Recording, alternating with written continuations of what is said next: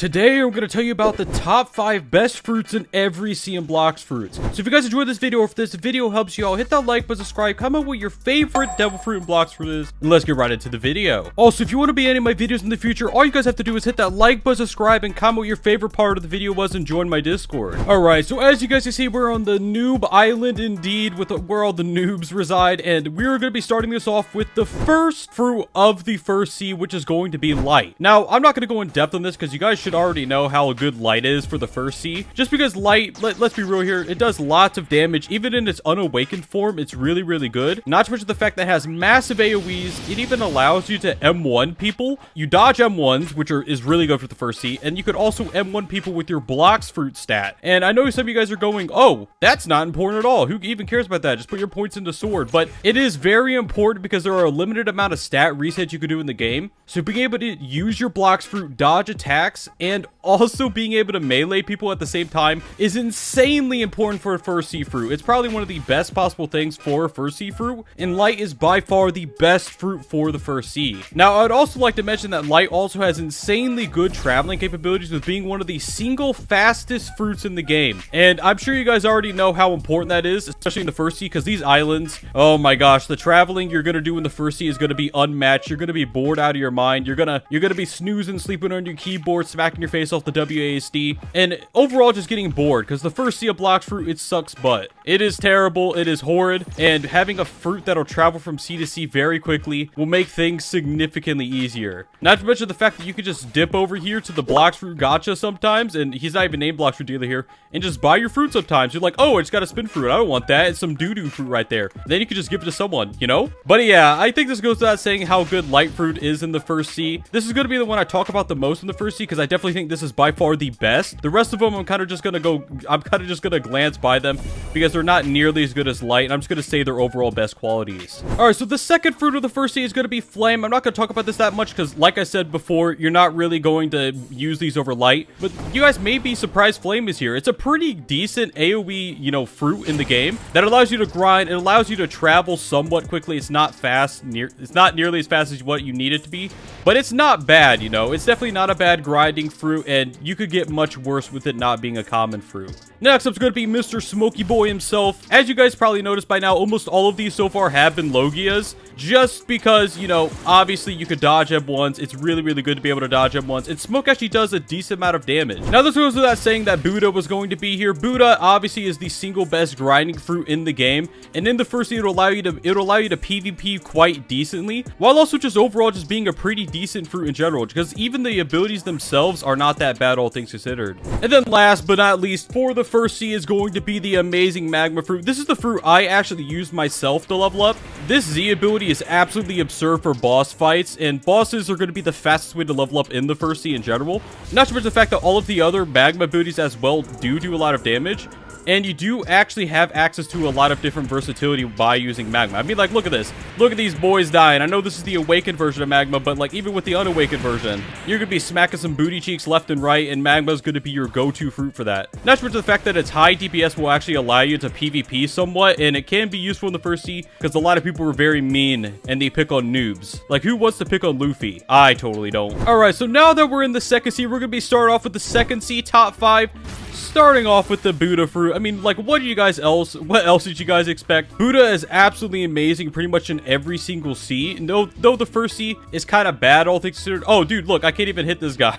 Let me turn on my hockey real quick. Get punched in the face. Boy just got clapped, you know what I'm saying? But anyways, as I was saying, Buddha fruit is absolutely amazing. It also allows you to travel places somewhat quicker, because you do actually get longer boosts and better jumps in Buddha, which can be quite good. And also in the second sea, which is the reason why Buddha is going to be ranked number 1, is the ability to awaken it. So with the awakened Buddha, you get damage resistance, which is absolutely amazing. And there's not really much else to say about Buddha. It's a very boring fruit, but it's very good. Now, coming in second place for the second sea is going to be magma. As you guys can see, magma, I mean, not only is it really good for sea beasts, which is what what you'll be doing a lot in the second sea to actually get a lot of money. Sea beast hunting is by far one of the best ways to get money in the game, and magma fruit is actually one of the best, if not the best, for sea beast hunting. Now, other than that, magma is also pretty good for NPC grinding as well. I also use magma in the second sea, so I'm kind of biased towards it, but magma just has such high damage output, and you can also awaken it now, which can be a huge boost to your overall damage output. Now, this goes without saying, because light was really high in the previous one. Light is also going to be insanely high in this one as well. Like I said, all the same things apply with the M1s and things like that. The reason why light is going to be ranked slightly lower is just because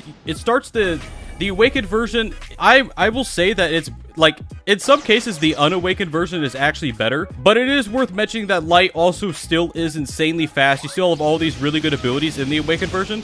It's that there are a couple fruits that are slightly better awakened, but light still holds its own. Now, one of my personal favorite fruits is actually going to be the spirit fruit, which I will be including in this. Now, spirit, first of all, you can summon a bunch of NPCs to actually help you grind, but the main reason why spirit's going to be here is because you're going to mainly be doing law raids. Now, you may be asking, oh, how does that have to do with spirit? Spirit is by far one of the highest damage fruits in the actual game, and even though the cooldowns are quite long, being able to take out bosses by just pressing a V button like this, like boom, and then you pretty much just spam all the rest of the abilities, it obviously is a huge boon. Not to mention the fact that you could do this and like, it's just a really good fruit. I also find it one of the most fun fruits to actually use in the game, just because the raw damage output is so fun. But yeah, spirit fruit for the win, man. Now, next up in the C2, as you guys can see, I am the Blizzard main, so I'm going to be putting in my favorite fruit here, Blizzard. This fruit, I feel like it's simultaneously underrated and overrated at the same time.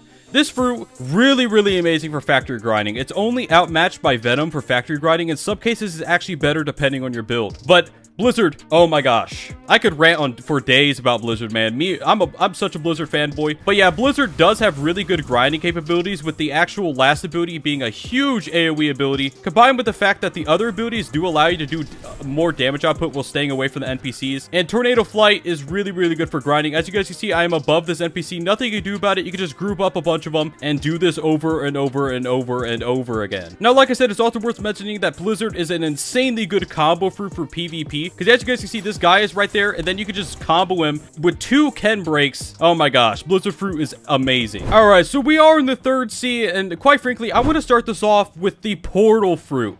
Now, portal fruit, let's be real here, it is not good for grinding at all. The damage output is terrible for grinding. It is a PvP based fruit.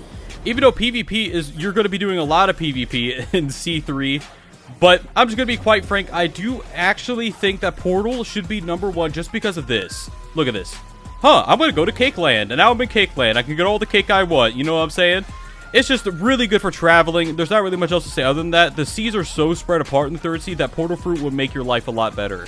Now, of course, this wouldn't be a C3 tier list without including Buddha. Let me turn on my hockey real quick for that damage output. Buddha, by far, is going to be your best friend in the third sea, especially for getting things like God Human. Very important fighting style to get if you're actually going to be doing any type of PvP content. E-Claw can be fine, but God Human is obviously where it's at. Now, it's worth mentioning that Buddha Fruit does kind of start to decline after you're done grinding. So this is just mainly meant for when you're grinding. After you're done grinding, I recommend you switch to other fruits for PvP, because otherwise you're going to be a big fat Buddha nerd. And before you go comment, hey, we use Buddha, we are big fat nerds. Listen, man, it's okay to use a fruit like Buddha for PvP. You just have to accept that sometimes the nerd just gets the best of you. And in the case if you use Buddha for PvP, you are a nerd. But that's okay, because nerds play Blox Fruits and Blox Fruits play us, you know what I'm saying? The next one's going to be the Dough Fruit. Now, the Dough Fruit, in all honesty, is mainly here for PvP reasons. It also allows you to escape PvP situations quite quickly. It isn't that good for grinding, all things considered. Someone got mad at me before because I was like, oh, you can use Dough for grinding. I meant boss fighting. It can be a pretty good boss fighting fruit, which you actually will be doing a lot in the third sea, because bosses are how you get a lot of the different items. But other than boss fighting, for normal grinding, as you guys can see, it is very lackluster, and quite frankly, it is mainly for PvP that it's going to be on this actual tier list. Now, I'm going to sneak this in here. The last on the list is actually going to be Magma. I'm sneaking Magma in here just because me loved the Magma fruit. Magma is so fun to use. It's really good in general. I feel like it's one of the most underrated fruits in the game, in all honesty, and you guys may be surprised hearing that, but you almost see no people using Magma, like, ever.